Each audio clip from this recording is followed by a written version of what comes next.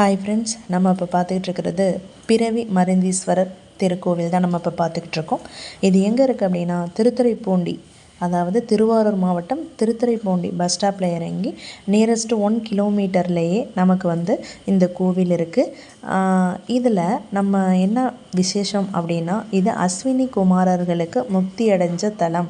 அதனால் அஸ்வினி நட்சத்திரக்காரர்கள் வந்தால் ரொம்ப சிறப்பு. அது மட்டும் இல்லாமல் இங்கே அனைத்து ராசிக்காரர்களுக்கும் பிறவிக்கே மருந்து கொடுக்கறதுனால, அதாவது பிறவியில் ஏற்பட்ட எல்லா துன்பங்கள், இதுவரை நம்ம பட்ட கஷ்டங்கள் எல்லாத்தையுமே நீக்கி இன்பத்தை வரவழைக்கிற திருக்கோவில் தான் என்ன அப்படின்னா பிறவி மருந்தீஸ்வரர் திருக்கோவில். இதில் நம்ம பார்த்தோம் அப்படின்னா சந்திர சூடாமணி தாண்டவர் அப்படின்னு சொல்லிட்டு இங்கே ஒரு கோவில் வச்சுருக்காங்க. அதுலேருந்து தான் நமக்கு மூலஸ்தானம் நம்ம போகிற மாதிரி இருக்குது.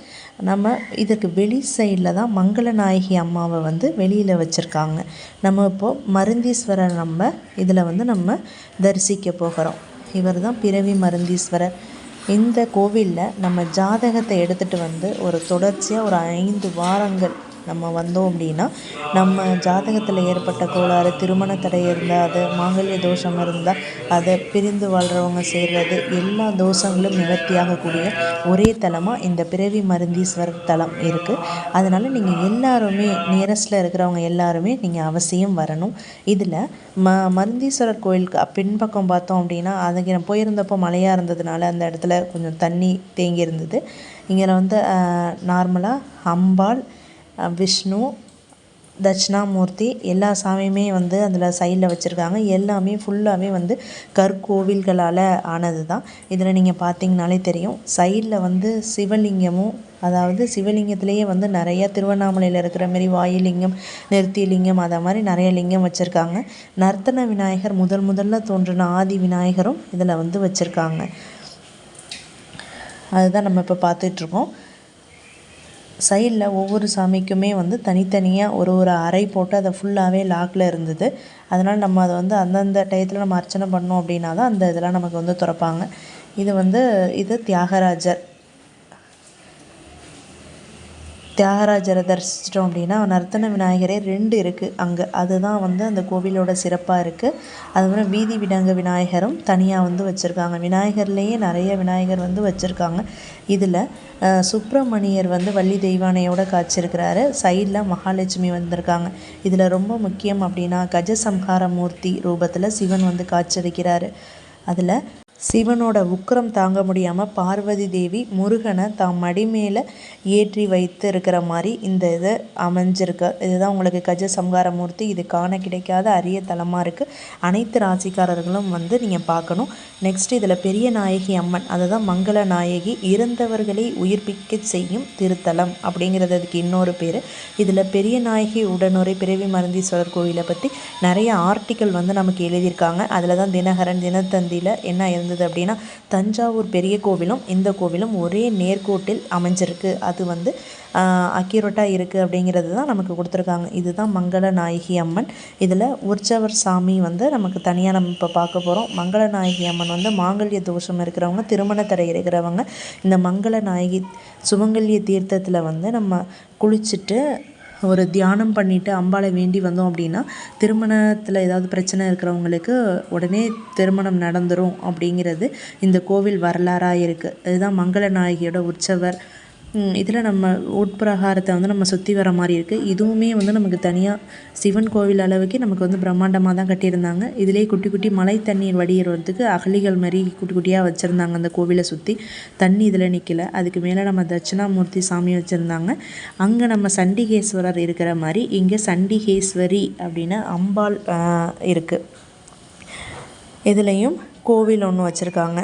இந்த கோவிலோட முக்கியமானது என்ன அப்படின்னா, அரக்கர் குலப்பெண், அதாவது அரக்கர் குலப்பெண் ஜலிகை அப்படிங்கிறவங்க விருப்பாட்சன் அந்த அரக்கன் ஒரு அந்தன சிறுவனை சாப்பிட்டுடுறாங்க. அரக்கன் மனித இதை சாப்பிட்டதுனால அவர் உயிரிழந்துடுறாரு. இருந்தாலும் தன் கணவன் உயிரோடு வேணும் அப்படிங்கிறதுனால அரக்கர் குலப்பெண் என்ன பண்ணுறாங்க அப்படின்னா இந்த சாமிகிட்ட வேண்டுறாங்க, என் கணவன் உயிரோடு வரணும் அப்படிங்கிறதுனால நீங்கள் அந்த தீர்த்தத்தில் குளிச்சுட்டு, தீர்த்த குளத்தில் குளிச்சுட்டு நீங்கள் எனக்கு தியானம் பண்ணி இந்த தீர்த்தத்தை கொண்டு போய் நாங்கள் தெளித்தோம் அப்படின்னா அவங்க கணவர் வந்து உயிர் பெற்றிருவார் அப்படின்னு முனிவர் சொல்கிறாரு. அதே மாதிரி இந்த இடத்துல அமிர்த புஷ்கரணி என்னும் மாங்கல்ய தீர்த்தம்னு சொல்லிட்டு இந்த இதில் கொடுத்துருக்காங்க.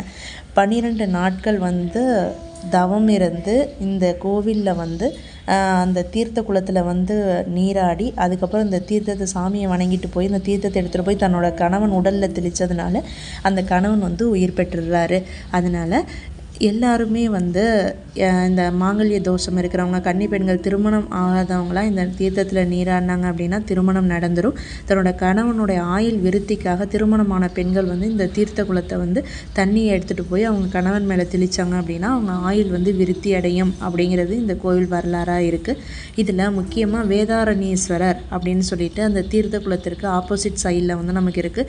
இதுவும் பார்க்க வேண்டிய இடம் தான். ஏன்னா இதில் வந்து அம்பாளும் அதாவது சிவனும் பார்வதியும் சேர்ந்து நமக்கு வந்து காட்சி கொடுக்குறாங்க. அதுதான் வேதாரண்யேஸ்வரர். இதில் நீங்கள் பார்த்தீங்கனாலே தெரியும். இதில் உள்ளார என்ன சிறப்பாக இருக்குது அப்படின்னா இதில் திருவோட்டு மரமும் சைடில் வந்து நாகத்தம்மன் அப்படிங்கிற தனித்தனியாக வந்து கோவில் வந்து ஒன்று வச்சுருக்காங்க. அது வந்து இதில் சிறப்பாக இருக்குது. அதுதான் நம்ம இப்போ பார்க்குறோம்.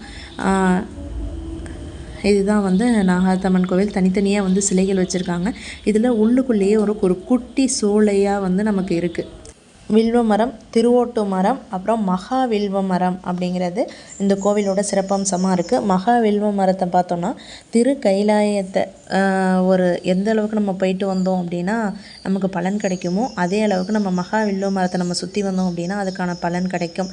இதுதான் திருவோட்டு மரம். இது வந்து நமக்கு அப்போதைக்கு காயாக தான் இருந்துச்சு. நம்ம இதுவரையும் நாங்கள் பார்த்ததில்ல. புதுசாக இருந்தது திருவோட்டு மரம். இது பெருசாக போனதுக்கப்புறம் நம்ம வந்து அதை திருவோடெல்லாம் கையில் வச்சுருப்பாங்க இல்லையா, அதை மாதிரி அந்த மரம் இதில் இருந்து தான் நமக்கு வந்து கிடைக்கிது. அந்தந்த நட்சத்திரக்காரர்களுக்கு ஏற்றாப்புல ஒரு மரத்தையும் வாங்கிட்டு வந்து இந்த சைடில் உள்ள இந்த நந்தவனத்தில் வந்து நமக்கு வந்து வச்சுருந்தாங்க. நெக்ஸ்ட்டு நம்ம பார்க்க போகிறது மகா வில்வ மரம் தான். இதுதான் கைலாயத்துக்கே சென்று வந்த பலன் கொடுக்கக்கூடிய மகா வில்வ மரம்னு சொல்லிட்டு இது அந்த இதில் உள்ள நந்தவனத்திலேயே பூத்த பூக்களையெல்லாம் பறிச்சுட்டு வந்து மக்கள் வந்து வச்சுட்டு ஒரு சுத்தை அந்தமாரி ஒவ்வொரு சுத்தையும் நம்ம வேண்டிகிட்டு நம்ம வந்து வணங்கிக்கிட்டு வராங்க. நீங்களும் இந்த கோயிலுக்கு போயிருந்தீங்க அப்படின்னா இந்த கமெண்ட் பாக்ஸில் சொல்லுங்கள். போகாதவங்க அவசியம் போகணும். Thank you friends.